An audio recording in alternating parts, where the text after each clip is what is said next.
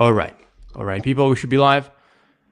Hello, everyone. As usual, please let us know if you can hear us, see us, blah, blah, blah, blah, all that type of crap. Yes, this is not Baz, but he's going to join us. You guys, if you've been around, you see him already. Mudkip, it's been around, was it a couple of weeks ago you were here? Sorry, I think so. Again. I zoned out. What did you say? It's really bad. Kicking you out right now. But yeah, you were here a couple of weeks ago, right? Yes. I think it was. Awesome. Was it last week or 2 weeks ago? I think it was. Yeah, it's been a little while now. Yeah, Baz is gonna join us. Is a busy man. He is the man, and he's also busy. So I guess just cut the crap. What are you saying? You went to a regional? Yeah. Yesterday? So it was. Yesterday? Yes, it was Birmingham Regional this weekend. I think it started on Saturday morning, like really early, like 9 a.m., 8 a.m. And it didn't finish until like 10 p.m. apparently. And then day 2 is for all the people that get through day 1 and win a bunch of games. So day 2 was today, basically. I only went for the Saturday. But yeah. And what did you learn? It was really cool. Well, there's a few good and bad things that I've learned there. So something that I didn't actually know until afterwards was this was actually the busiest regional that they've ever had for Birmingham. So Pokemon is very much alive, very much like crazy right now, like even on the playing side, which is really good for everyone. And the other thing that I learned is you can't just go and set up shop like wherever you want, because apparently that is just not a thing you're allowed to do, even though loads of people do it, right? So yeah, there was a bunch of that kind of stuff as well.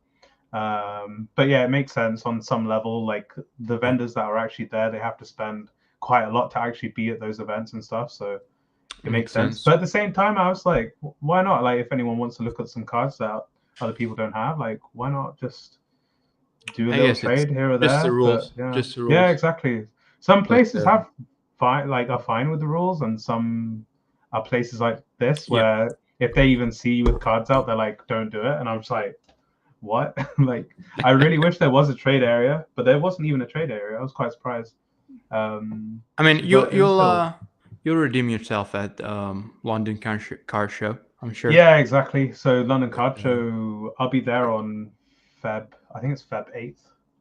Might be. Double check that. I remember it was mid-February, but I guess we gotta start talking real stuff. So, do we talk about Japanese? Do we talk about Prismatic? I think we're gonna wait for Baz for Prismatic, because I know he's gonna have a lot of insights on Prismatic. Yeah, he's got some. But you were actually talking. I mean, you were telling me about a pretty smart move. We got the man, people. Just a second. All right. Oh, yes. Yeah, let's go. Good to see you, Baz. We're waiting. Good evening, gents. How's my audio? How's my video? All good. All good. Yeah. As you can see, the background has changed. Nice. My missus decided to move all of that, so. And I genuinely don't remember what was there before. So am I gonna find it on eBay? No. I know you've been trying to convince me to sell stuff, but yeah, I don't know, man. Maybe we'll talk about that too. So I think today we can cover Prismatic. I think we can cover Japanese, and I think we can also cover. Should we sell some stuff right now? Is it a good time to sell? So Baz, let's get started with Prismatic. I know you've got some. What's the plan with that? Did you just buy it because do you want to sell some immediately for quick scalp? No, I really didn't want to sell anything immediately. I think the initial thought was, as you guys know, I ordered quite a lot. Well, I say that's very relative, but for somebody of my size within the sort of space, even though I'm an investor, relative to a lot of other people, it wasn't huge, but I ordered 101 ETBs, so that would have been 10 cases plus 1 loose box. And the idea was I'll, rip open a box, there's a bit of content for the channel, and then 10 cases were there. Now, I did offer some of the people on the Discord, on Barrett's Discord, boxes at well, not even MSRP, just whatever the wholesale cost was for the cases. So the idea was I was able to offload 5 cases at whatever the cost of those cases were, plus shipping is the person's own responsibility. So I reached out to the Discord community. I put it out there. I said, look, if anybody's looking, purely because I want to get my sort of allocation numbers up with my distro. Yep. I know that Rocket is coming, so let me order 10 cases. And if anybody wants, I was pretty sure that if I was going to get 10 cases, 5 would easily just go out to people, especially if they're paying wholesale price. Unfortunately, as you know, and I can't complain, as many other people didn't get their allocations, I didn't either. I ended up getting six from distribution at wholesale, which I'm really happy about. At the beginning I wasn't. When they told me the numbers, I was disappointed, but then in the grand scheme of things, I think it was like, well, you know, I can't really complain. The people aren't able to get this product at this price. And then I was able to get 2 via Smiths online on pre-order, 1 via game.co.uk via pre-order. And then on release day, I happened to be out in that area where there's a large Smith's Toy Superstore. And I thought, let me just go into, you know, the shop and see if there's any, you know, anything available. I actually went to buy some tech sticker collections and the other ancillary products, just so I could have something to give away on the channel. I thought if I can pick up the tech sticker collections for, I don't know, what they're retailing at $15.99 or $14.99. I thought if I pick up a few of those, 3-4 of those, I can give them away. It'll be a nice thing to give on the channel. But that never happened. I think Mimic Brew, I spoke to Mimic Brew. I'm part of a private creators group. Mimic Brew was on there and he was talking about how he wasn't able to get some to open. So I said, in my head, I thought if I can get some tech sticker collections, I'll just send him a 3-pack. It gives him something to open, you know, all the way in the States. But coming back to the point, before I go on to my massive rant again, it's I ended up, so the distro sent me the 6 boxes in a 10-box case. They just removed 4 boxes, obviously, and then I ordered a ton of. You guys would have seen it on Discord, not a ton, but quite a few top loaders and sleeves and stuff. I sell stuff like that on eBay. So then I got the other 4 and I've just put them in the case and they're going to go away because I just didn't get enough. Now, had I had more, then what I would have done is probably sold some of my position to make some profit, and then maybe wait for a month or 2, or just wait. You'll give it a little bit of time and see what the market settles, and then potentially offload some more in the future. But I probably wouldn't have sold as it is. As I said, if I'd got 10 cases, 5 would have gone away to the community. Well, I say community, Discord members that had contacted me privately. I wouldn't have made any money on that. And then the other 5, I probably would have kept one completely sealed and never touched it. And the other 4, I would have had to work out, you know, where prices are at. The normal ETBs on eBay at the moment are selling for like 60 to 70 pounds, I believe. And I think news of the reprint, I don't know if Mudkip can have a look at that quickly, but I think they're going for 60 to 70 quid. The Pokemon Center ETBs, I'm not going to sell. So I've got 12 in total. 2 of them are the Pokemon Center ETBs and 10 normal ones. With the amount I've got, I'm just not going to sell. Right now is not the time for me to sell. Just going to keep it. Fair enough. Yeah, I'm just going to keep it. Fair enough. I mean, if it does go absolutely, you know, ridiculously crazy in the next, you know, 6 to 12 months, then yeah, I might look at offloading some. Because the case isn't made up of it's not a genuine case, as in it's like factory sealed case from Pokemon. Yeah, 6 were from distro and 4 for just here and there. So I mean, 2 of the boxes still have like the so the game.co.uk, when they send the boxes, they had the price tags as if they were being sold in store on there. So I've just left them on. So it's quite obvious that that's not a sealed case from Pokemon. But yeah, I'll just wait, man. I don't have enough stock for me to even think about. Yeah, I mean, if you don't need the money, I mean, I guess. Yeah, if you're a churn and burn type of business, if you're somebody who is ripping or streaming, or if you've got an online business and Pokemon is a business for you, which it isn't for me, then I would say now is probably not a bad time. Or maybe wait a little bit, because the reprint news has just come out. And I think on the back of that, maybe a lot of people started panic selling. And I think it's not the right approach. If I was in a lot of stock, I probably wouldn't offload all of it right away just on the news of it. We don't know what the reprint's going to have. Is it going to be ETBs? Is it going to be tech sticker collections? Is it going to be binder collections, poster collections? I mean, booster bundles? I don't know. It did sound though like they were going to make it big. Like it didn't sound like right? it. So I was going to just chime in. I was going to say, so Pokemon have done this kind of news before on big releases. The last time that I remember it properly happening was for Shining Fates. and they really did just print that to the ground. Like Shining Fates is still in stock in the Pokemon Center now. So I don't know if it's going to get to that level of print, but like it wouldn't surprise me if they did. Yeah. Which means it's literally just going to be available for 3 years, 4 years Everywhere. before it even. But the thing is, Shining Fates is a bit different because I think at the time it was quite a decent set, but we literally just started all the alt arts after. It was like Battle Styles and then Chilling Reign, and then all these sets came out afterwards, Fusion after that and stuff like that, right? So I'm pretty ignorant on the matter, but we've seen it in more recent times with Pokemon Japan with 151. Oh yeah, that's a whole different. The thing is, international versus Japan is like they're separated different. entities. It's separated, but Japan, like they do not screw around. Like if I know people in Japan can't get stuff. Yeah, exactly. Like for 151, it happened. I think what was retail on 151? It's like 5,000 yen, 5,500. Yeah, I think it's same like, as the other. People were buying. Yeah, people were buying that. Yeah, I can't remember how much they were buying it at, but it worked out to be at the worst like something like £150 per box, which is something like like 28,000 yen, something like that. It's a lot. Yeah. It's like a lot more. But they did four reprints that are counted. There's still a chance of another reprint. Like people don't factor that in. I heard news from some Japanese YouTubers on Pokemon. Literally auto translate English, watch their videos. They don't have many views. Loads of people in the Japanese community talk about what's going on over there. Someone was breaking the news that not Scarlet, but Violet and Clayburst. So we're talking Scarlet Violet, literally base, and also Clayburst, which is Paldea Evolved. Both of those are getting reprinted next month. And the set that was literally afterwards was 151 Japanese. So if they do it again, we're going to have like a 6 month window where they might do it. Past that, I don't think they'll bother. But I guess we'll see. They've already done 4, right? So, but I mean, my idea with Prismatic is that it might get printed a lot, and I'll be happy to see that. I'm not touching it. I'm not even thinking about touching it right now. But I think Baz, you're doing the right thing. Just to touch on the reprints, right?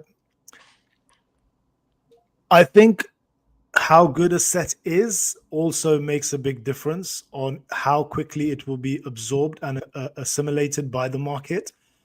Having seen, we spoke about Shining Fates, like, you know, the Shining Fates wasn't the only one. There was a bunch of other sets as well, right? But Shining Fates is the norm. Sorry, I'm just gonna put my phone on silent. Shining Fates is the easy example for us all to use. On par, though, I think good sets, irrelevant of, you know, we worry about this, you know, being absolutely printed into the ground. Like, you know, we've seen this with Battle Styles, we've seen this with Shining Fates. Obviously, Battle Styles being a main set, not a specialty set.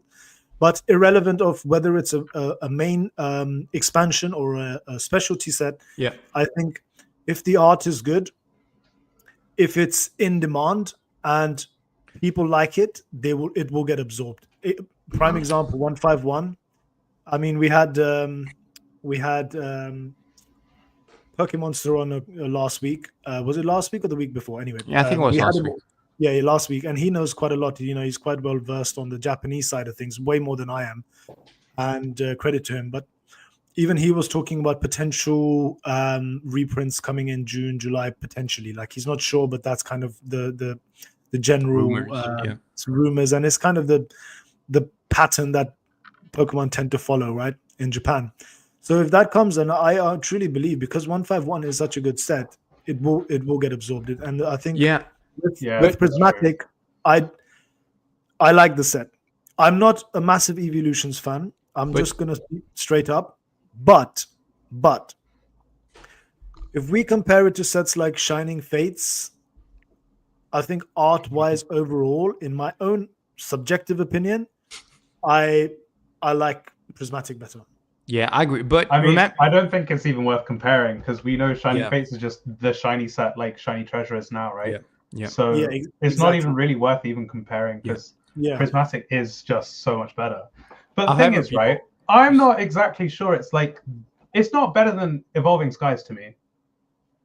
Like for sure, it's not better. It's Like different. But before we get into that, remember that speaking of absorption, with Japanese 151, it depends on what you define as getting a sword, because remember before the reprint, the boxes I remember were, as Mad was saying, they were 200 euros in the EU. yeah, and they dropped probably all the to way like 80 down or to something. about 65. Maybe even, yeah. So that's like a 60% drop. Yeah. So then it bounced, but I mean, if you The think, crazy thing was if you talk about getting a price, sword, the market Yeah. absorbed it, but still it's not back at, let's say, all-time high, which no, it's not even going to be that was close a to that. massive reprint, and I'll be happy to see that with Prismatic. Will it bounce? Yes, but it will definitely drop if the size was to be the same. Yeah. The other thing was that when it was at 65, it did not last at 65 for months. It was gone in just a week or something. Yeah, Literally yeah. a week. And I was like sitting and thinking, man, if it's going to stay like this for ages, like, do I need to buy into this? Or No. I don't think I And actually bought in at that price, but I was buying around like the 80s or something. You know what price I bought in? How much? It's a meme by 69. No way. You did, No yeah, way. you did. I swear, I was I gonna say still it, have but I a, thought I'd let you drop it. I got a That's receipt. crazy. But yeah, because I was monitoring the supply, but yeah, it lasted like a week. Yeah. And that shows you demand. So that's what we want to see. We want to see getting absorbed, but we want to see like a reaction of the market, because obviously if you inject supply, but it's just a strong set 151. And I wouldn't be. I mean, I still think some people factor in the price of a potential reprint, sort of holding back. I don't think it's a big effect on the market, to be honest. So there was, so I think it was like day before release or 2 days or maybe on the day, it actually did come down like a little bit. Like I was seeing like, for instance, the Pokemon Center ETBs, they were going for like 170 before this, and then they released that news, and then they dropped to like 145, and now they're back up to, they're above that now. I've seen one sale for 180 now. So back to what we were saying, USK is much better than Prismatic. Look, my view on it is that they're completely different sets. We're looking at what was essentially the alt art era, and we now have the the prismatic, the crystal hat era. They're very different. The rarity wise, of course, they sort of sit on par. The SIRs sit on par with the alt arts in terms of rarity, but I think they're just very different, and it's whatever is the new craze, right? So I mean, I still love alt arts, okay, and I do like SIRs. I like what I like about SIRs is a lot of them are, as we spoke about last week, is Pokemon in their environments, and obviously a lot of that's part of, like, especially with 151, what we saw was Pokemon in their evolution states, storytelling, showing how they go from sort of Charmander, Charmeleon, Charizard, so on and so forth. And then you've got obviously the crystal SIRs, which we are seeing now with with Prismatic, for example. So I think with the alt arts, there was some degree of that within it, because obviously the Moonbryon being the most iconic modern modern ultra rare or alt art that there is in the market, that itself is pretty much, I think it does kind of echo a little bit of what we're seeing now with regards to it being storytelling, it being a Pokemon in its environment, it being somewhat wacky. I think they're just very different. I think it's subjective as to what you like as art. I like both. It's just very different. It's difficult to say that one is better than the other when they're both very different things. It's like comparing apples to oranges. They're just very different types of, the rarity being the same, but different type of artwork, different type of identity. We talk about set identity a lot. But collectors do anyway, and I think that set identities are very different. but they're both good sets. Evolving Skies has got absolutely stunning. The thing I would say about Evolving Skies is the range of the art, the variance is huge, because you've got the Sylveon, you've got the Leafeon, you've got the Umbreon, you've got the Espeon, you've got all these different Pokemon in different environments, and each are stunning in their own way. It could arguably be said that with Prismatic, the SIRs kind of follow the same theme almost, because they've all got Yeah. a slightly different color scheme, but are the cards all really different to each other? I think I don't think know. so. I think so. But also, don't forget that prismatic is it's not just evolutions. Oh yeah, of course, of That's course. the same So with Evo to Skies, be though. honest, There's the I think Rayquaza VMAX and the Dragonite V in Evo Skies. Can't yeah, forget because those. got those two, and then the other alt art I can never Yeah. remember the name. It starts with D. Uh, Duraiden? No. Duraludon, Duraludon? like Oh, the skyscraping perfect. skyscraper Yeah. building. That's it, Yeah. Yeah, I pulled that which is pretty Duraludon. cool. I And was then you got the completely right about evolutions. that. Then you got your ultra rares. Blah blah blah blah. But let's be real. The like ultra rares evolutions. Like, if you were to pull one, would you be happy just because it's worth something, or would you be happy because you like it? Because I would be happy just because it's worth something, so I didn't lost all my money. Are we But, talking? Are we talking of Evo Skies or Prismatic or generally? Yeah, it was guys.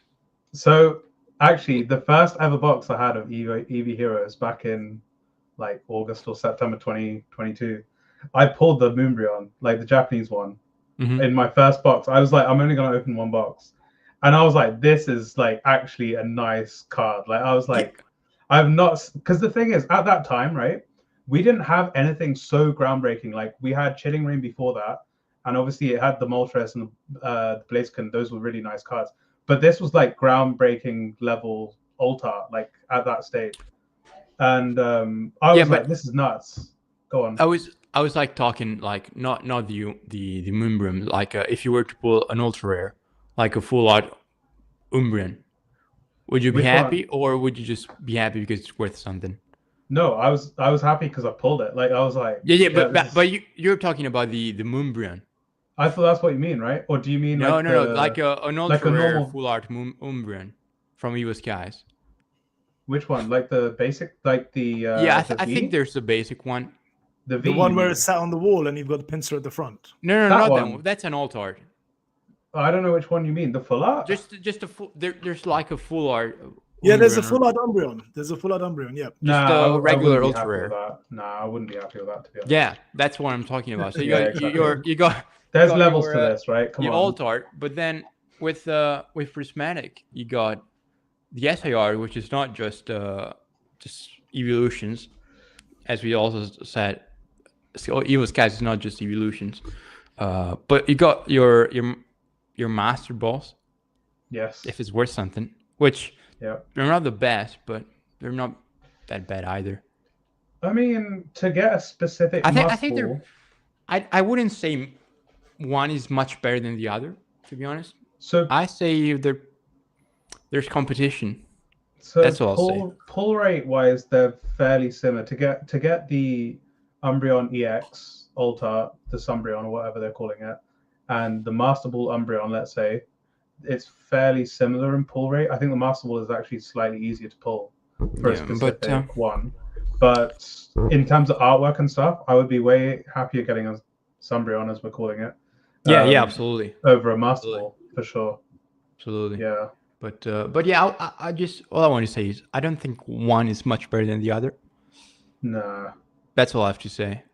I mean, all I wanted to say. They're different sets. They're definitely different sets, and different people are going to like different elements of both sets. You know, I like both sets. I can't say how much until I actually hold those cards. You know, until I've opened some product and held those cards in my hand. That's a good point. It's rare. It's you know, like the Lugia, for example, right? Yeah. So I recently bought a Lugia for on behalf of a friend of mine, and I hadn't pulled the Lugia, and when it arrived, I opened it up and I had a look at it, and I had the Lugia in my hand, right? And I've seen it in slabs and stuff as well.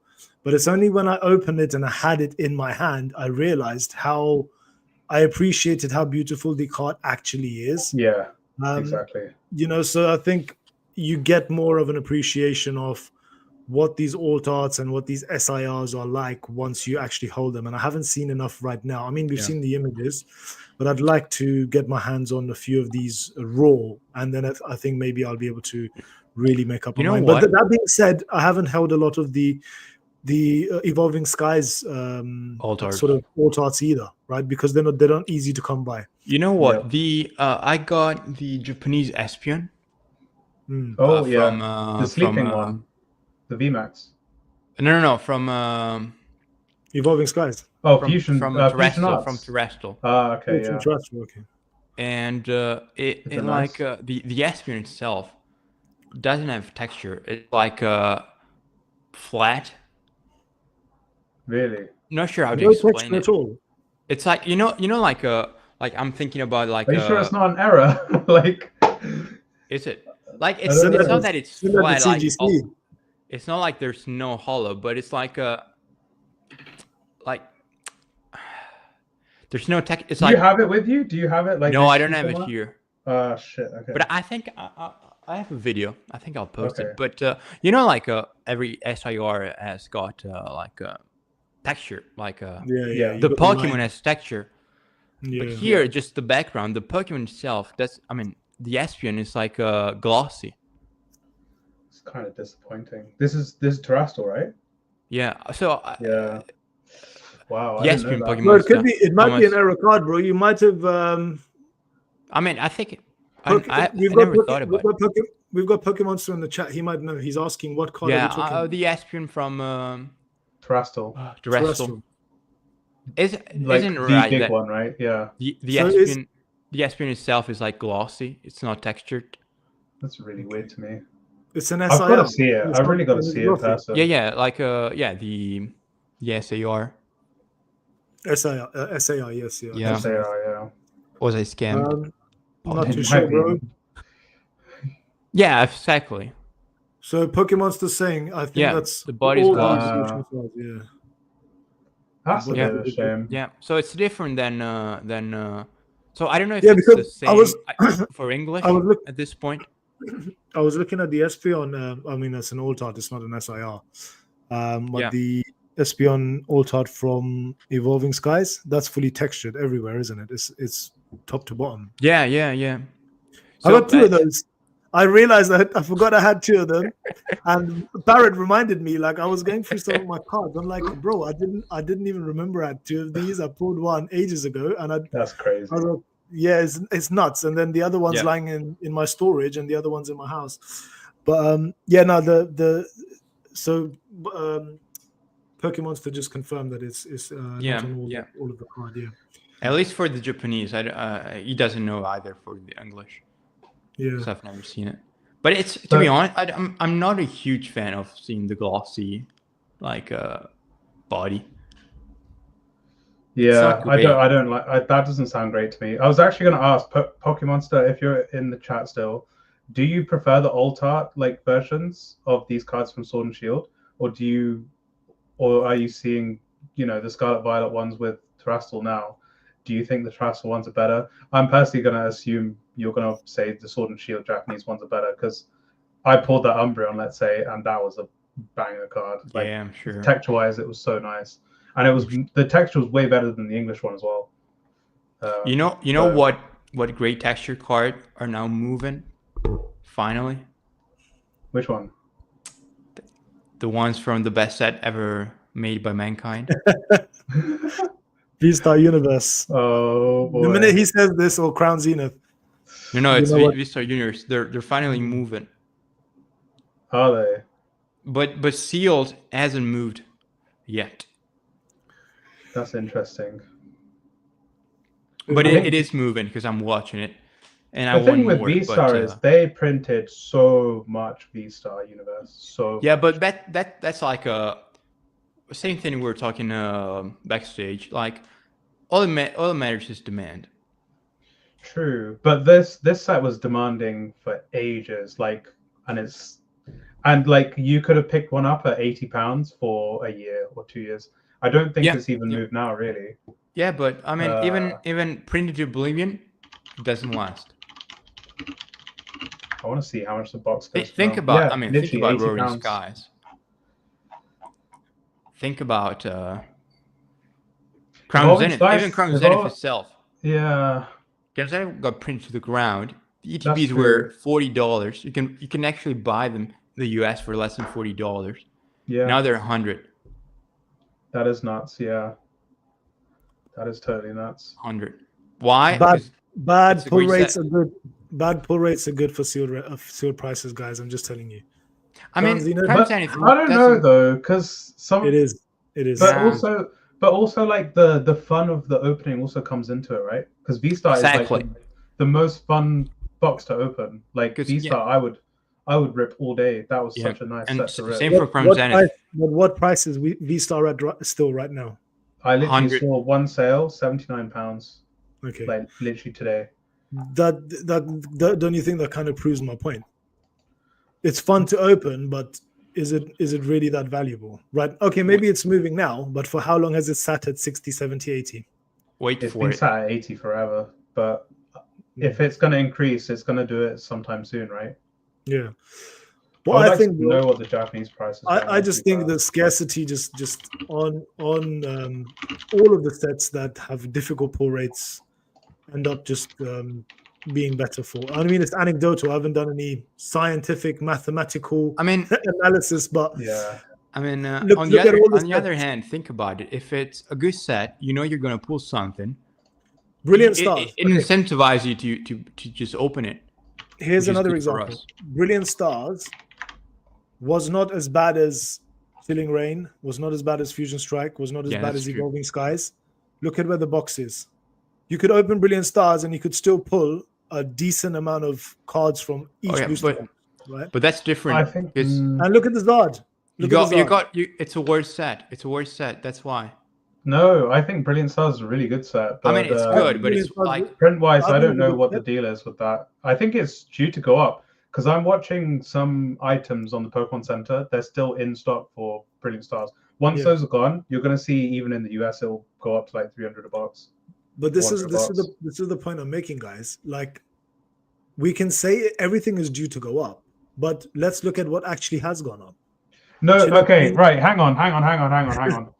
Chilling So, yes, Pain, yes, Chilling Rain went up, but that's because Yeah, it's totally Fusion out print Strike, everywhere. Fusion Strike, Evolving Cries, yes, they've all gone up. And, Yes, they and have, what didn't go up? Brilliant Stars.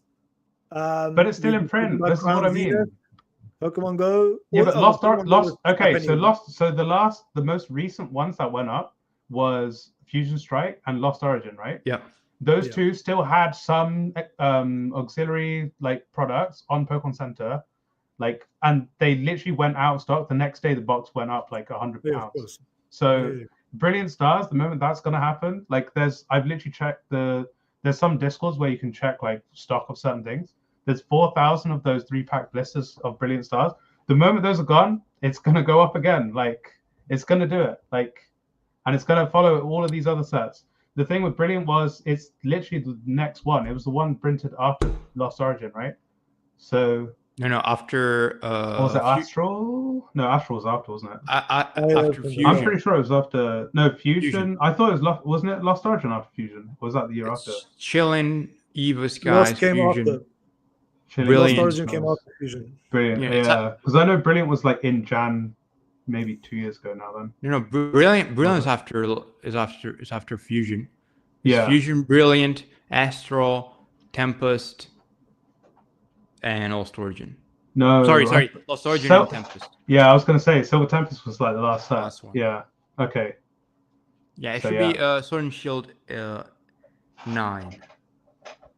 Yes. because Yeah. Chillin' is 6, Eva Skies is 7. Yep. Yeah. Yeah, it was Lost Origin and then Silver Tempest and Crown Zenith. Yep. I'm just looking at it now. Crown Zenith, Fusion, aka Brilliant, There you the go. best set ever made to mankind in English. Translated. The translation of the best set. I think that set is going to be an amazing set to open up in 10 years' time, 15 years' time. Like, people are Yes. going to love opening that. You know what? Absolutely going to love opening. I was able to get. So that's a fun story. So Clark and I is a member in the Discord from Croatia. So we were hunting Crown Zenith packs, and this was like the week of the boom. Crown Zenith TTBs were like 70 euros, and packs were 5. So you can find like several hundreds of packs just below 5 euros. So we're hunting for them. This is today or like a week ago? Like at this point, like almost 3 to 4 weeks ago. Yeah. Like yeah, during when the time everything peaked, and so I managed, like, I contact one. I say, okay, do you have a bulk discount? And like one offered me one if I were to buy like 1,000+ packs. I was like, don't have the money for that.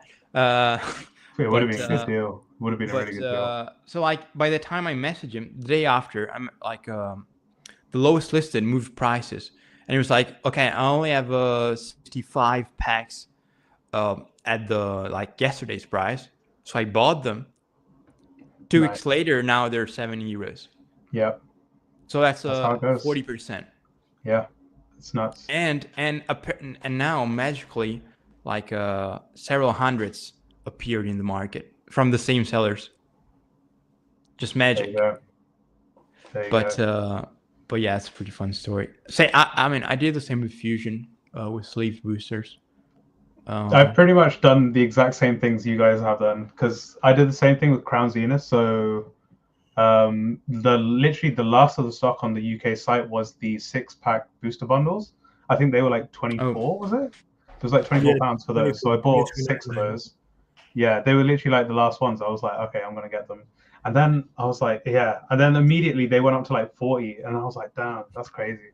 So, but then recently I've sold them because I'm like, there is still a lot of Crown Zenith out there. And I also did buy a bunch of loose packs, like 50 packs for like £5.50 each, which I thought was maybe a little high, but at the same time, they're selling for like £6.20 pretty regularly now. If they're liquid and you can get rid of them, then you don't mind. Bro. Because at the end of the day, what you don't want to get stuck with them, do you? Yes. Do we open one right now? Are you gonna open one? Go on, Barrett. You have to open something, right? Bro, he never. I am the only person that's ever opened anything on these live streams. Isn't that a bit sad? Like, bro, if those were lying in my house, I would have been every day. I would tell myself, I'm just gonna open 4. Man, like I see this, and I see 6 euros, which I spent, and like 10. They're now worth 10, and I'm like, I can't waste any. Are they worth 10 now? You could have bought them on the Pokemon Center for less. Actually, no, you guys don't have it. Sorry. Yeah, I said that on purpose, Barrett. I was trying to dig in. They were good. Thank you. I never got sleeve boosters of those. I bought like what was it? The build and battle kits, the stadium stuff like that. It's like literally the last of the last stuff. I thought that was still pretty good, to be honest. So speaking. So you guys. So we got a question, you guys. Yeah, Sam's here. Man like Sam. We're gonna slow. I mean, they've already skyrocket. I mean, actually, right now they're going like they're stabilizing. Stable means down slowly, actually. Yeah, I know. They're actually doing the opposite. But yeah, they skyrocket and then they kind of stagnate / go down slowly, and then they skyrocket again after like a year or two again. It's just the way it goes, isn't it? Yeah, but Rudy did a video on this, didn't he? Where he got the whiteboard out and he was talking about how the sets would just literally they skyrocket. Then they do nothing. They just trade sideways for a while, and then all of a sudden there'll be a slight drop. He's absolutely bang on with it. Yeah, but it's really simple. Like if you look at the data at the supply, they were going crazy. You see supply doing this. They stop. You see supply doing this. Why? Yep. If you buy here, and price keeps moving higher, at some point you want to sell. When you sell, you add supply into the market, and people just if you don't have enough buyers, people just start undercutting each other. Yeah, and that's when you stagnate. That's exactly. So, how but it is. that's happening with like the first boomers. So Fusion, Lost Origin, and I see it happening with basically those two. If you look at Astral and Brilliant, they're still selling. So that's pretty Brilliant, interesting. yeah. But they were a bit late. But Hmm. but speaking of the other day, I mean, speaking of like printed to oblivion and people don't want it. The other day, I mean, yeah, I think it was yesterday actually. I looked at Wild Force, which Wild is Force, Japanese. Japanese half of a temporal with the three legendary dogs. Yeah. So that set was like 35 euros for so long. Yeah. It dropped like to below 4k yen. Yeah, it was really low. I was buying at those prices. It's basically 50 euros now. It's I was a like, lot. It's a lot how more. did that happen? Wait, How did 50 euros? Really? No way. Yeah. Because I was like, I swear I looked at that literally the other day, and I was like, this is. Because I believe that's also sold out on the Pokemon Center. So last sold here is £37. That probably works out about the same. Yeah. Yeah. Yeah, if you get literally. 20 Oh my percentage. goodness. Yeah. Let me find, because there's stuff I bought from, like literally the whole of last year was me buying 1 to 2 Japanese boxes while it was like £30, £20, £40, something like this. So And do it's you all want gone mad. Do you want to tell us what you're doing now with Japanese? Yeah. So there's a lot of stuff in Japan that's gone up. It might be called a dead cat bounce in some regards because it's gone up really high and then it's like just gone straight back down again on certain things. But what I noticed was there's a lot of cards listed in the UK that aren't the most popular cards like Charizard, Pikachu, Umbreons, things like that, that are selling for much more in Japan than they are here, basically. So, for instance, if I have, I don't know, some full art trainer for £50 here, it might be worth like 70, 80, 90, or 100 in Japan. So what I'm doing is basically getting a bunch of these in the last week whilst they're still really cheap and no one else has touched them, and moving them on to Japan for someone I know to sell them off under Macari. So if this is all about the relationships and everything that you make with guys overseas to be able to do this kind of stuff, but it seems like it could be a good idea. Assuming the prices still hold and stuff, and it's not just going to crash back down again. But this is more like I would say it's a riskier play. I wouldn't just say go do it. I spent a lot doing this. Barrett, I've already told you how much I spent doing this. It's quite a lot. But hopefully it might make some good money. Macari fees, for people that don't know, is about 10%. So it's actually slightly better than eBay business fees. Baz, you've been on mute for ages. I don't know if you're okay. I think okay, it's cool. yeah. That's I've got the kids in the background doing stuff. That's why. Sorry, guys. Okay, no worries. No worries. Yeah. What was I going to say? Yeah. So yeah, it's 10% there, and then I've got some percentage I pay him for selling on cards, and it's pretty good, to be honest.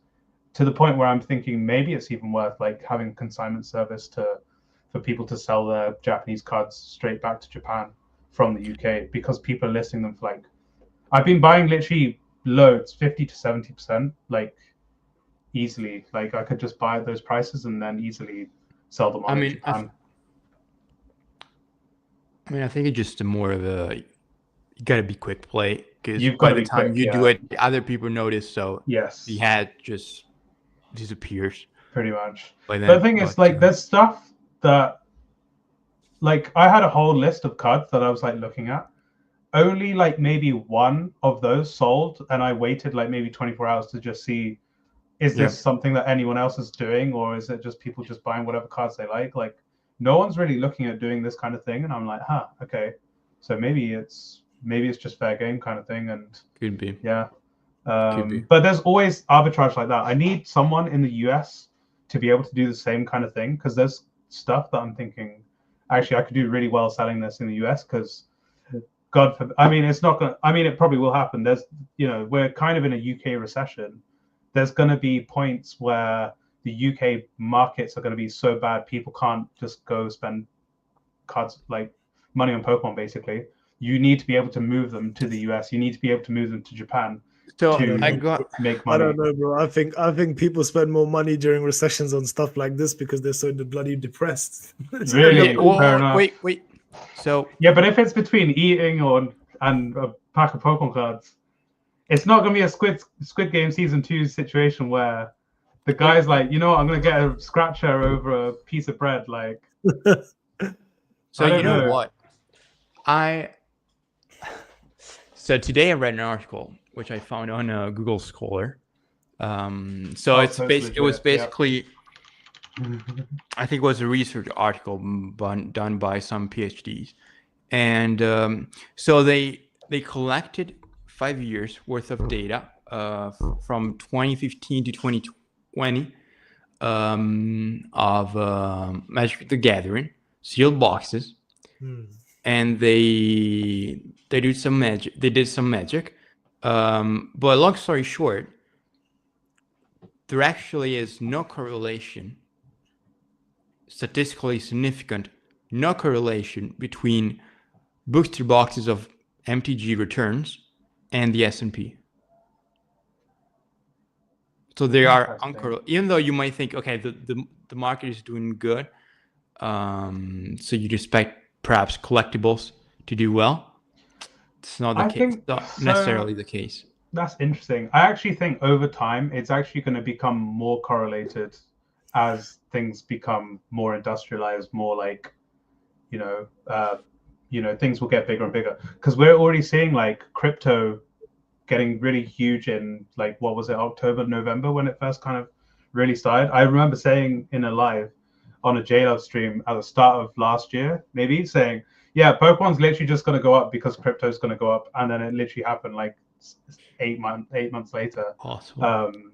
So like it's already tied to things like crypto. It will eventually get tied to things like the S&P, because the older generations / the people that actually take money out of S&P to live on, basically, the guys that are on 10 million, 5 million, all these amounts that they can take 4% out of, based on the growth of it increasing, it will affect those things, because they'll go, oh, I can take some money out. I'm going to go also buy a bunch of Pokemon or whatever with it.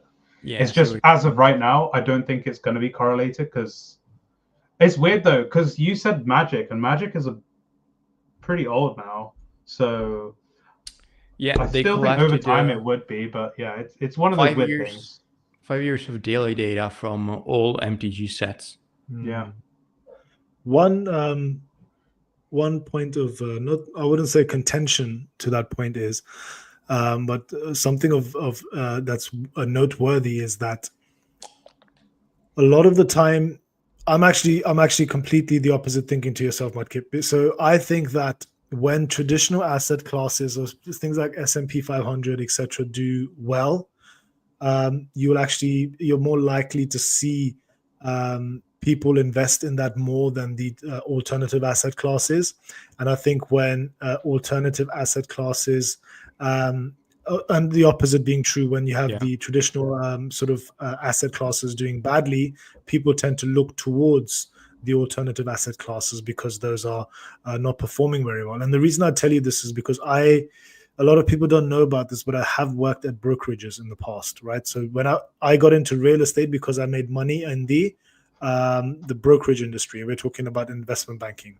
When I was quite young, so I wanted to get out of that, and I put a lot of money into, well, not a lot of money, but started doing property developing essentially in London, right? Because that industry is a lot of it is sales, right? I wasn't a quant, I wasn't basically developing or building systems out. But having seen that side of the market, what also generally tends to happen in foreign exchange, for example, I know I'm not one of these 21-year-olds with a rented Lamborghini and a fake Rolex on Instagram promising 100x returns on your money, but generally when the foreign exchange market is going up, you see the amount of investment in commodities such as precious metals like gold happen to go down. So you have the inverse, which is true, generally tends to happen. And the opposite happens when you got the foreign exchange market suffering. You generally tend to have, especially the larger currencies, the bigger pairs. So, you know, you're the Euro USD, the pound, the what they refer to as cable, etc., right? Pound USD, etc. You generally tend to get, when those markets are weak, or when you've got a crash or a downturn in the foreign exchange markets, you generally tend to see an uptick on the gold side. So I think the opposite is actually true, that when the traditional stuff is doing exceptionally well, I think that people will continue to do that. And when you have them not doing so well, people, especially the younger people, because obviously these are things that a lot of the older generation just don't understand. My dad doesn't understand anything about Pokemon. You know, they think I'm absolutely crazy for this. But seeing as that, you know, this market is going to be slowly being made up more of people from, you know, obviously I'm a bit older than you guys, but, you know, the 20 somethings and, you know, 30 odds, you know, once they start getting in, I think they will start looking at where can I put my money alternatively. So I think the inverse will be true. And the other reason why the crypto markets are, just for context for anybody watching, that, I mean, most of the people that sort of watch Barrett's stuff, you know, and from his Discord, you know, are all quite, you know, very intelligent, you know, sort of people, and a lot of them are sort of data driven, and, you know, they like statistics and science. So I don't have Not to quite tell to my level. not quite to your level, of course not quite at that mastery yet. But for anybody else that's watching this, the reason why when the crypto market does good, the Pokemon or the collectible space does well is because it's a very simple way of people liquidating their crypto and putting it into something that they couldn't afford before. So, you know, we look at Rudy, for example. Rudy from Alpha Investments does take crypto payments. He will charge a premium. He will charge a premium on the product, but it allows somebody who might have bought X amount of Ethereum or X amount of Bitcoin, you know, or Solana or whatever they put money into 2 years ago, 3 years ago, Ripple, you know, for them to be able to put that into a stable coin and send it across to them at a premium, because it's basically free money. Yeah, obviously they've got their initial investment out, and anything on top they can use to acquire physical assets and alternative assets. So there's definitely a correlation with regards to, I think, the crypto market, but I think the other stuff like the S&P, I think is still yet to be seen. I do agree that it could be geared more towards that direction, but I think that's going to take quite a long time. You know, yeah, we're talking decades. Yeah, we're talking decades for that to be the case. I don't think it, you know, in our lifetime we'll probably be too old to see it. Yeah. But it's an interesting take. I do agree with part of it, but I think part of it I don't quite fully agree with that. No, it makes sense. Yeah. Man, I could pick your brain all day about like different things in finance that apply, because I've always been thinking, like, in my head, I'm like, there's so many like higher level powers that decide what Pokemon's actually going to do. Like, who's the president? What's happening in the Euro market? What's happening in the UK? All these, like, if we have a recession, what's going to actually happen to cards? Like, all these different things are huge factors that affect everyday spending, right? So it's like it all comes down to it. It all is really important stuff to know. And us guys in Pokemon, we're just like, oh, this one's gonna 5x because this one's like really cool set and whatever. But actually, what if there's a really cool set out, but like nobody has any money to spend on any of this? Then it's like you don't know what to expect. Like, you know what's gonna be whales that will, right? But like, you know what's really funny is that we talk about the Pokemon market and investing in it, like, you know, like it's this I do anyway, like it's this crazy fantastic great thing, you know. And you know, when prices go up and down, we get worried about it. People don't even realize, like, you know, the normal trading that people do, like I'm talking about like foreign exchange or crypto stocks and shares and all these other asset classes that people talk about, right? You know, a majority of the time, a lot of people don't know this, and this is not Pokemon related, guys, by the way. This is just very simple inside knowledge for everybody to know. Those markets are so badly rigged, you don't understand. And you know where it starts off? It starts off from where you download a trading platform. You download a MetaTrader or whatever it is you use, you know, if you're using Interactive Brokers or whatever.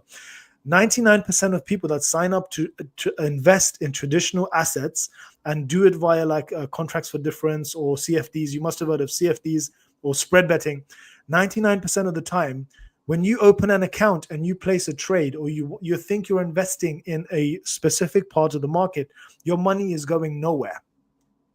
Yeah, your money goes nowhere. The brokerage holds the other end of your trade, and if it is profitable, they pay you out. So there's something called an A book and a B book. So every single person that opens a brokerage account, what ends up happening is they by default get put onto what's called a B book, right?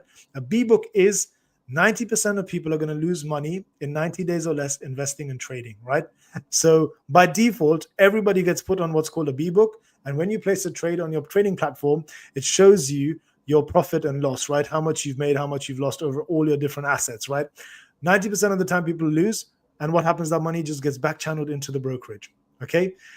When you start investing and trading profitably over a space of time, then they move you to what's called an A book. Now what happens is you go into what's called an ECN, so that's electronic communication network. So basically, the minute you press buy or sell, it instantly connects you with somebody else across the globe in order for you to be able to, for if you want to buy, for somebody to sell you the said asset, and vice versa. And then the only money they make on that is the commission or the spread. So those markets are so seriously rigged. Like, we really don't have a lot to worry about in Pokemon. This is a lot of it is literally just fun. Yeah. Obviously, a lot of us hold a huge amount of, I mean, not much, I can't talk for myself, but I've come across some people even on the Discord, in Barrett's on Discord, who have an unbelievable, I mean, like, I can't even begin to tell you, like, you know, how much product these guys are getting on a monthly basis. Tens It's of enough to thousands. make a brain. It's enough to Yeah, make it's a brain nuts. Yeah. Yeah. I was talking Not- to not one of them me, privately. not I was me. like, wow. I think we're talking about the same person potentially. Yeah. But yeah, I was like, wow, that's The actually DHL nuts. truck, yeah? Do you remember that? Oh yeah. Yeah, sorry, I just banged I this. think I Yeah. do mean, yeah. But It's that's unbelievable. nuts. That's nuts. Who uses DHL anyways? I do. Most Europeans, don't they? Yeah, Isn't the that like Germans. most like If I'm shipping to you to Germany, I do. It's generally DHL, DHL or UPS. But I tend to have problems when I ship stuff to Germany with UPS. They often like ask me for, like, you know, more information. They're always requesting further information on what's inside the package.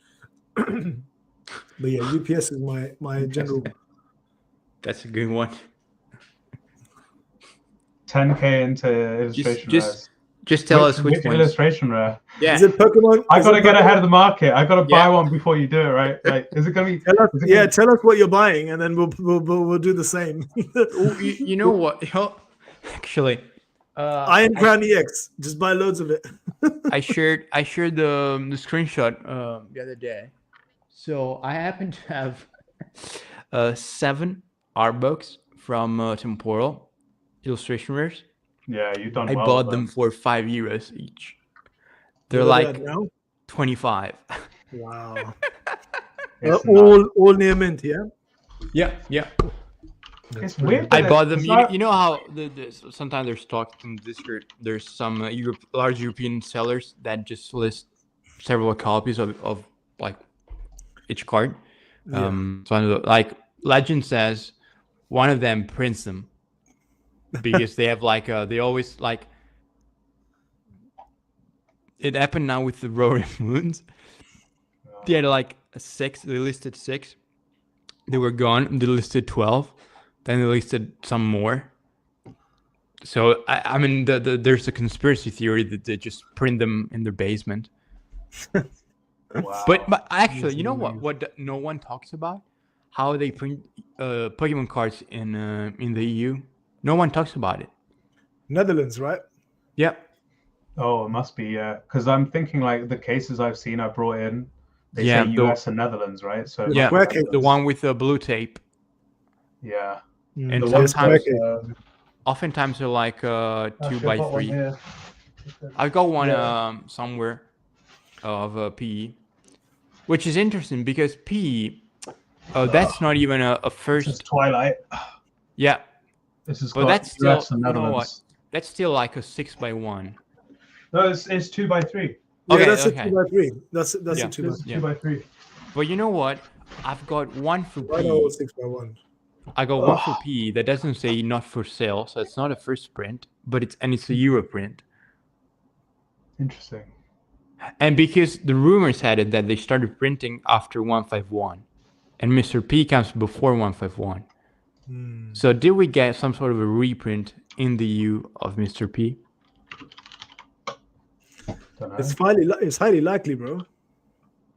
I mean, the case doesn't say for retail, like not for sale before blah blah blah. Yeah, it's got the date, isn't it? The drop Yeah, date. it doesn't. So it's not like first print. Maybe there was. Interesting, isn't it? It's very interesting, yeah. I need to make a video about it. I just don't have it here. What else did we have on the agenda that we were going to talk about, gents? I mean, we talked about Japanese, talked about prismatic. We talked about what have we talked about? Talked about I don't know. If the chat has any question, let us know so we can find something to talk about. There's some kind of allergy. My eyes are itching. Yeah, you know who's got an exam tomorrow? Who does? You do. 8:30. Oh wow. Was it 10 o'clock there now? Yeah. Oof. Yeah, that's all good. Pokemon Center. You need to tell us what you're buying. I'm really Yeah. intrigued now. Unless this person just come in, just made this and then they've gone. They're not here no more. Guys, we've made it, by the way. We literally have made it. We've got like 14 people watching us live. Seriously. That's crazy. I mean, Wow. My We got pull is double- crazy, guys. I can't believe it. I put it on story once everyone's here. Double Okay. digits. I didn't even put it Okay. on story today. If I had, we might have had a few other Naughty. people in here, but I didn't have Yeah. time. Are you trying to tell me something? You don't like me anymore? Oh man, You, yeah. you don't want people to know you were with me? No, I just I'm used to it. I'm used to it. You know, Oh, you're boy. probably at a bigger loss than I am of having me on your streams, bro. Like I've made so many videos on people. Like I'm surprised. You know, when I'm not even gonna get into it, but like I remember me and Barrett did a couple of live streams together because we got on quite well. Like Barrett, he commented on one of my videos, and it just started the conversation quite organically. So then we started talking, and literally about 2 live streams in, I just went, I don't know, I just had this period where I was just doing, hit piece after hit piece on different creators and big creators. Wow. And I dropped Barrett a message and I was like, bro, like you might want to reconsider doing live streams with me. Jeez. And he was like, bro, don't worry. The people that watch me are not watching those kind of creators at all. They're not those sort of people. They're quite tame. So I was like, okay, Yeah, no worries. it's all good. If you It's all don't good. mind, I'll be there, because nobody else will have me. So you might as well. Yeah. Everyone's welcome. Barrett, Everyone's welcome. I was gonna say actually the curation of like the subscribers and stuff that you have and in your Discord is like so much like same-minded as like you are. It's actually Yeah. really, really nice to see. Like you could easily be like the hype guy, like the Mr. Beast of Pokemon, and be like, oh my god, I opened like this and this, and like people being like, oh my god, that's so cool. But you've got it like, I'm a mathematician, I do data, I do this, I do that. And the people are like, oh my god, this is the guy I needs to It's still That's why it's still they're my excuse on why I don't have many subs. I still But that's tell myself fine. that. But that's fine. Like net worth wise on some of these guys is like crazy. You're not going to see Yeah. them in like they might watch Rev like just to see what things are being opened, but like you know what I mean. Like you'd rather have a few that are Yeah. buying a way more than the normal person would. Then I versus- am.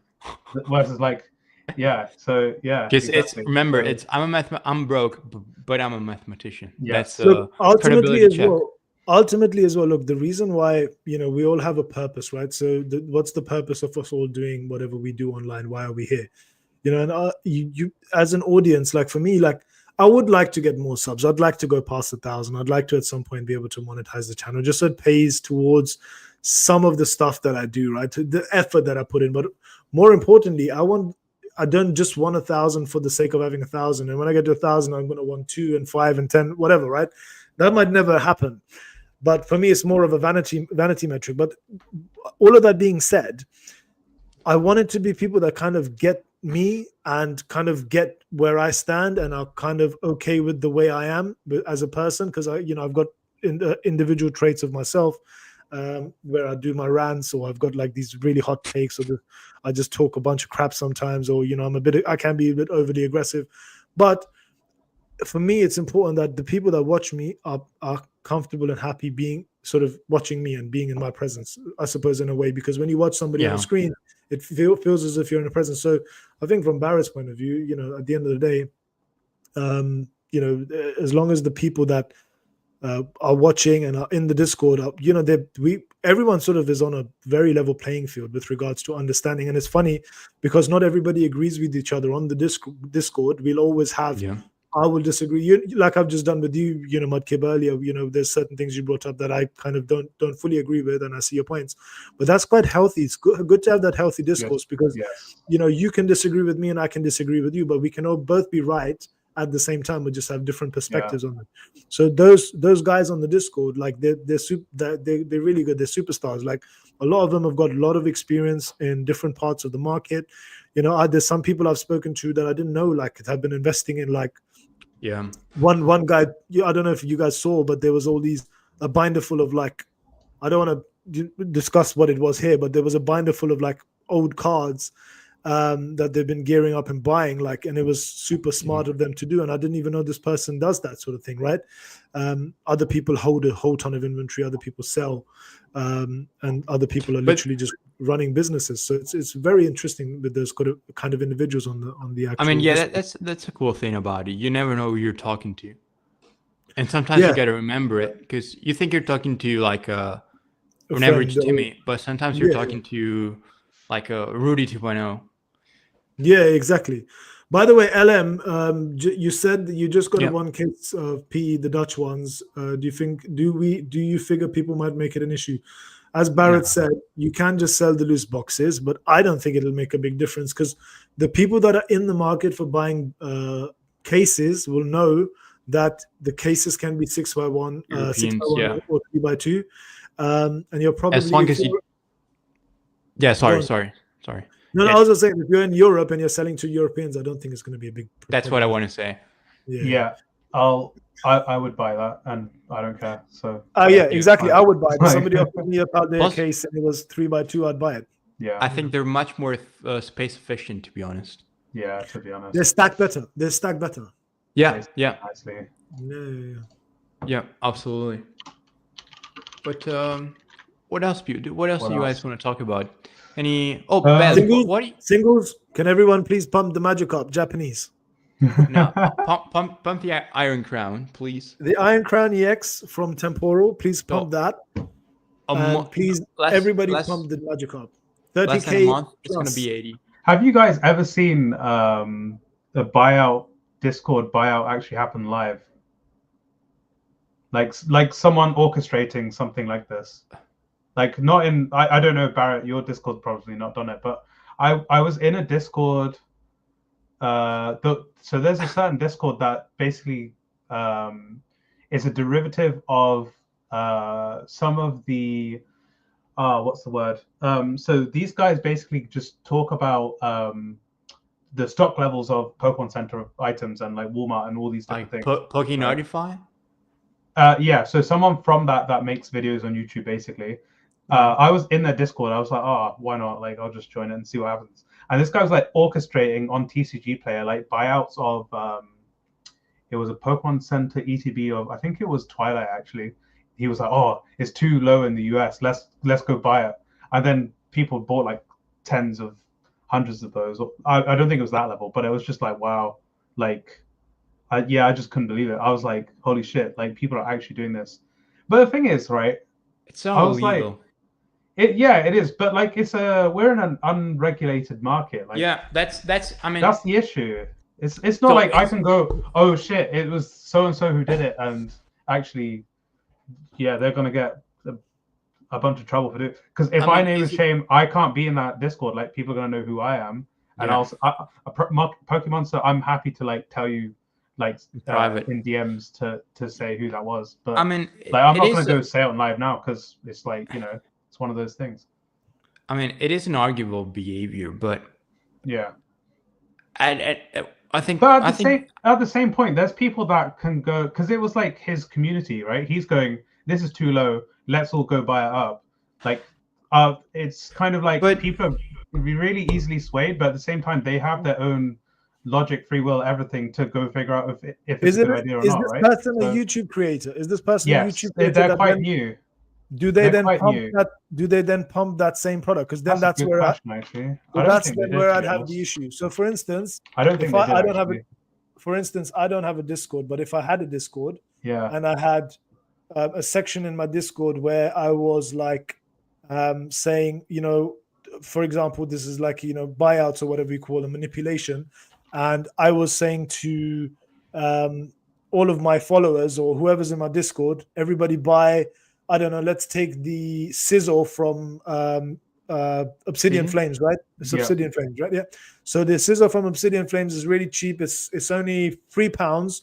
Let's buying pump this 100. to, yeah, I'm going to buy 100. I'm telling them, and Yeah. I'm saying everybody go on Card Market or go on eBay and buy up all the IRs for £5 each or whatever, under £5. And then Yeah. next week, what I'm going to do is I'm going to release a bunch of videos saying why this card is the next Yeah. best selling card. Okay, yeah, And then Yes. I then So this is relist the it. thing. I haven't seen him like publicly put out a video specifically saying he did this and like it was really cheap for ages and now it's at this price. Like I don't think he's actually gone and he might have mentioned it. I have to actually research, to be honest. I only yeah, watched which a is couple of his it's kind of videos. what Thomas But, says, which I agree yeah. with.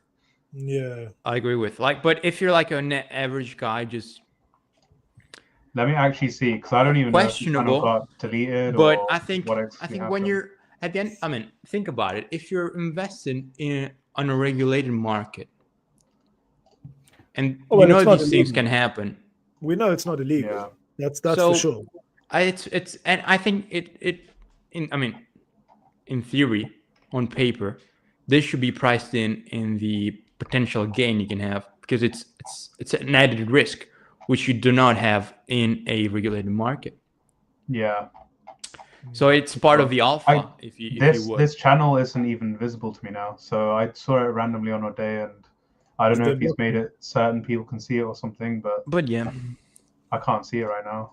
I was trying to find it now because I was like, it was really interesting because obviously I wasn't partaking, but I was just like, I really want to just see what this behavior like actually looks like in person. I was like, really straight because I've never seen it like happen, right? Like I know Car Market limits you.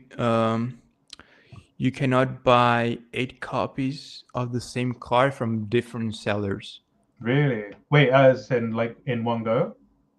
Yeah, like you can buy 8. The maximum is like no. You cannot buy more than 8 copies of the same card from different sellers. So you can buy like 10 if they are from the same seller. Is there a time period? Time period? I think so. Could you buy like 5 today and then 10 tomorrow? But how is that stopping you using different accounts, different addresses, and all that kind of stuff? But I mean, to be honest, it's just like easily doable. Yeah, same like with the Discord. It can easily be manipulated. Yeah, don't even need that much money. Like you could be that guy. You could put in one of your chats right now, guys. We're gonna buy up 8 copies of this right now. Yeah, like it happened with the the Eevee from Twilight. By the way, guys, in the Discord, I often say stuff like, pump this card. This is not me. We're messing around. Baz, I found you now. You're that guy. No, I have to clarify because I'm always joking. When I say I bought this card, pump the card. I'm not telling people go out and buy 50 copies of this, and then I'm not on YouTube the day after saying, I believe that this card is the next best card that's going to go I'm clipping you. I'm clipping you saying sizzle to the moon. I'm clipping it. I just thought I'd put it out there. I mean, I'm not against arbitrage. I'm not against people being able to pick stuff up at good prices and then selling them later on for a better value.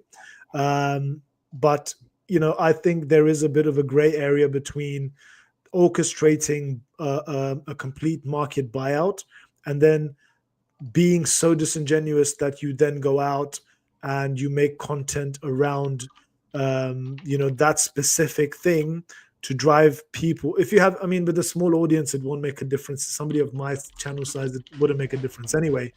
But say, for instance, it was somebody like with several thousand people on their YouTube or maybe even Instagram or whatever they're on, I could see how it could definitely be problematic, for with regards to not being illegal, but just being quite questionable to do. Because you're basically artificially pumping that yourself, and you're getting your followers that trust you to go and do that. Yeah. And Okay, buy it out guys. and help you. Really simple experiment. Go on TCG Player. I don't know if Mhm. Barrett, you can put this up live on the screen or something. Oh, yeah. But Twilight Masquerade, Pokemon Center ETB on TCG Player. Figure out which day was the buyout. It's so easy to find. I can't remember. Wait a Like second. genuinely, I don't remember what day it was or when. But I'm He's pretty gone. sure it He's gone was. blank. Let me see if I can Yeah, find Baz, it. you can probably find it as well. But it's just like, what the hell? Let's see. Can you guys see the screen? Wait. It's not Yeah. it's not in the hundreds, like, because there's not that many actually. But Is it Twilight? Masquerade, Elite Trainer Box, and it's the exclusive. Yeah, that one. Exclusive Has one. it up? That's it. So go look at the graph. What day was the buyout? That's what I'm saying. So he was like, guys, this is too cheap right now. Like, let's Oh, figure they've out. got the let's volume. buy They've got this. the volume bars on there now as well. It's Yeah, been so long. TCG Yeah. Play is Okay. really nice now. I terms mean, of that. I don't I'm pretty understand sure it's why that day, yeah. Market doesn't do it. Yeah, it's just one of those things. They left. I'm sure it'd be an easy fix. It'd be an easy fix for them to implement that on their charts. Wow, that's actually Yeah. nuts. If you look at it that way, that is the record-selling like day of Twilight. 86. ETBs, yeah. Yeah. Wow, yeah. So I guess I caught that pump. It's a bit mad. Yeah, but I mean, I think like someone didn't do the math right though. Probably not, no. Because they got bought at what, like 85-ish? Yeah, it was somewhere between like 80 and 85 people buying. And now I remember still someone was find- asking, is 100 a good price still? Is 90 a good price still, like that? And I was just like, what the fuck's going Levy, on? Gamer God, what's up? Hope you're good. Thanks for joining the stream, by the way.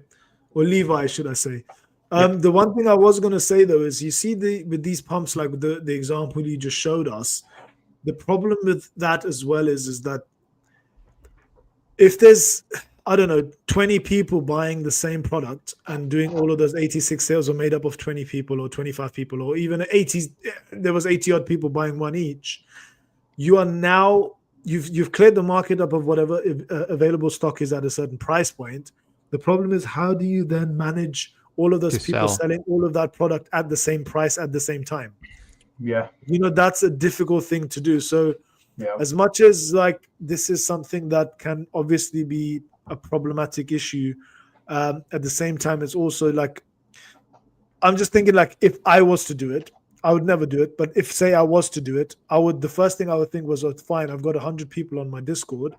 I'm going to get 100 people to buy out these products. But then I've got the task of making sure that all of these 100 people decide to sell it at a specific price point within a specific space of time. And can I really guarantee that that's going to happen? Yeah. In order to pump it. I think it works better if it's a much smaller group of people, or it's just one or two people. Mudkip and I get together. Mudkip and I get together. We have 10 grand, and we just go and buy out every single, I don't know, Charizard of a specific set on Card Market and eBay, and then it would make a difference because we could then go out and sell those at whatever price we wanted thereafter because we own all of that market, right? Yeah. But it's more difficult when you've got a large Discord with, I don't know. I mean, I haven't even thought about it, but as we're doing this, there's just cogs in my mind churning. Yeah, you're absolutely right. How you would do this. It's mad. You need to think about selling. Yeah, the selling side of it's going to be difficult to manage. With that many you find someone who's willing to pay more than you did. Yeah, there are certain things like I've seen those. For instance, like imagine you're at a show, right? People take in trade. They say they're generous. They take it for 80%, right? And you just bought, I don't know, say the new Eevee promo is like £10, right? Say you bought them all the way. I imagine it's like somewhat rare card, like not just a promo, but it's really cheap, and you can buy it 10 and buy it all the way up to like 50, right? But most of them were around 10 to 20. You buy them all up to 50. You can go to this seller and be like, well, the new price is 50. You have to give me 40 for it, right?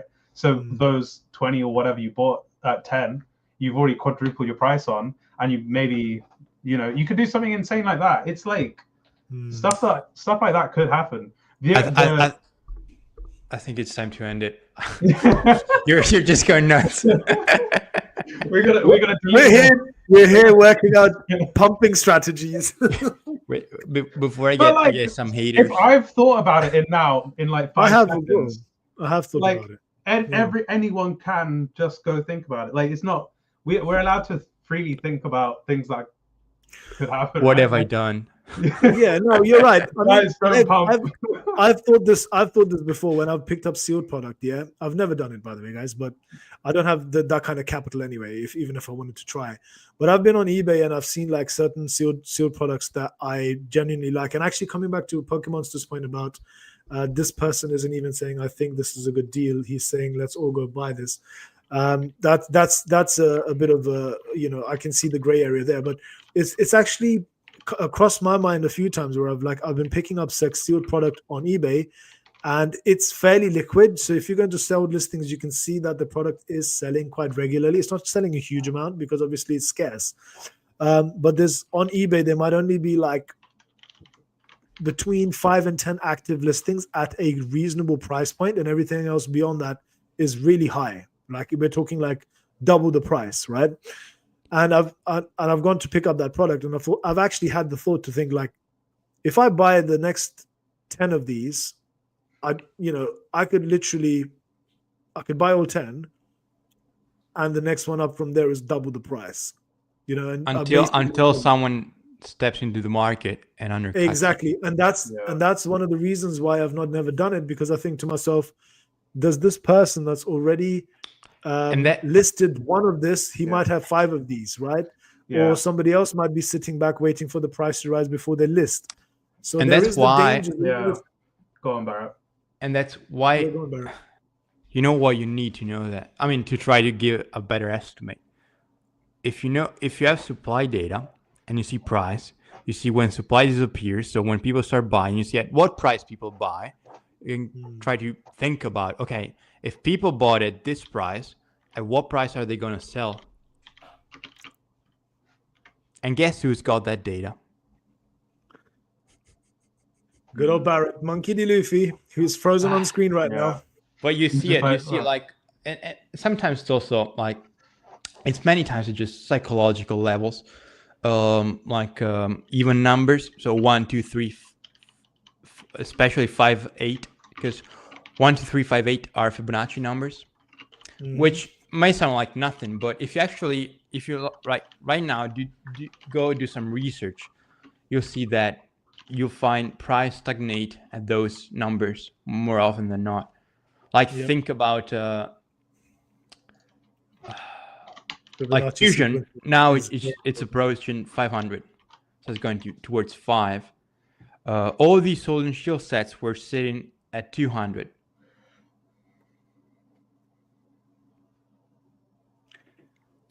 And like many times also, like when you see singles spike up, many times people are going to start selling at double what they bought. So if you see that people buy like 50, then you start seeing like people, you might expect some level of supply entering the market at 100.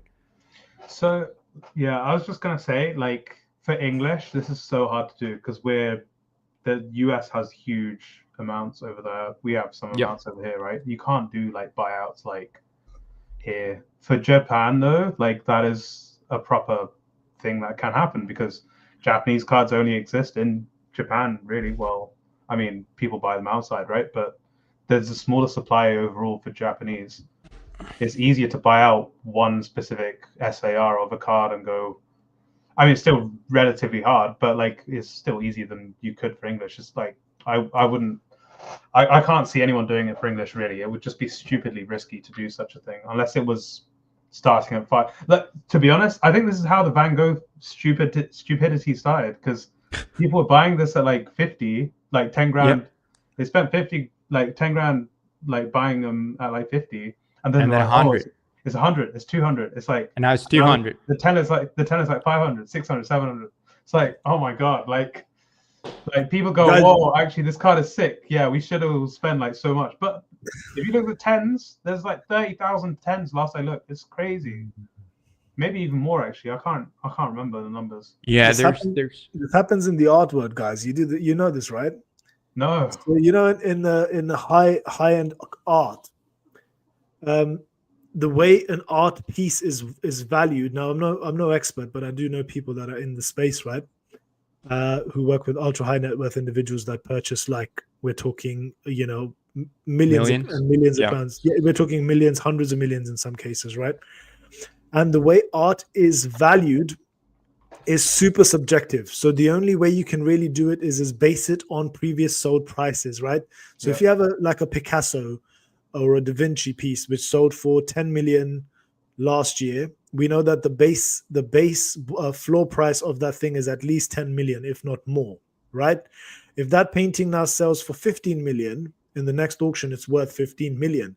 Now what happens is it's very interesting because it's a very easy way to clean money. Okay, I don't want to use certain language in case it's an issue for the stream, but it's a way that a lot of very ultra high net worth individuals clean money, and it's another way for them to increase the value of their assets. So what happens is you might own a Picasso worth 10 million. There's an offshore company that's owned by a certain multimillionaire that happens to acquire said Picasso for 15 million. Yeah. That Picasso, of that 5 million uplift, you pay a 20% to the auction house, but you've now made effectively a 30% increase on the value of your asset, or whatever the percentage is, right? Between 10 and 15 minus the 20% in the middle. Just by virtue of you buying your piece of art from yourself via a third entity that is either owned by yourself offshore, and then what ends up happening is that when that goes to auction the next time, it will sell for a lot higher amount, but without you having done anything. Okay, so there is cost involved in being able to bump it up by millions, but it's negligible in the grand scheme of things, because you've increased the value of it so much over such a short space of time that the next time it goes to auction, it's going to sell for above that level because the floor price has already been set. So, at a smaller level, we see this obviously in trading cards. It's got nothing on it, but it's interesting that this is something that's even done by the ultra high net worth individuals that we're talking multi-millionaires, decamillionaires, billionaires even. But and all of this, and you're telling us you're not buying out Twilight Masquerade Pokemon Center piece. Liar. What you know too much, bro. You know way too much. I don't know. I'm nearly 40, guys. You guys forget. I'm nearly 40. Next live stream is going to pull out like a list of all like personal information of all transaction happened on TG Player the other day. That's how much he knows. Oh my god! I wish I knew more, man. I wouldn't be sat in London worrying about storage space for my Pokemon boxes that are gonna make me a millionaire. just send them to me. All right, gents. Yeah, I hate to say it because I'm having so much fun, but me too. I'm tired. I need to go. I want to shower and sleep. Good night, guys. Bye.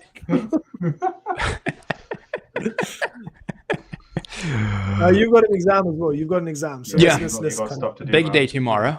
Thank you. Thank you. Good luck with your exam, Barrett. Good luck. Thank you. Thank you. I need it. Tomorrow, bro. I need it. You'll smash it. And thank you, chat. Thank you for being here. I'll see you next Sunday. Beanbags everywhere. Inept. Get it popping. Good night, you dirty beanbags. Next Sunday we can go live as much as you guys want. I promise. All right. So good. We'll see. 2 minutes. We'll see Sunday. Friday or Saturday works better for me for one of those, but let's see. We'll work it out. Yeah, we'll figure it out. All right. Thank you for joining us. See you later. Love you guys. Bye. Bye everyone. Have a good night. Oh no, shit! I just stopped my cam. Bye people. Oh, wow. Thank you guys. Right. Bye guys. Thank you all. Beanbags.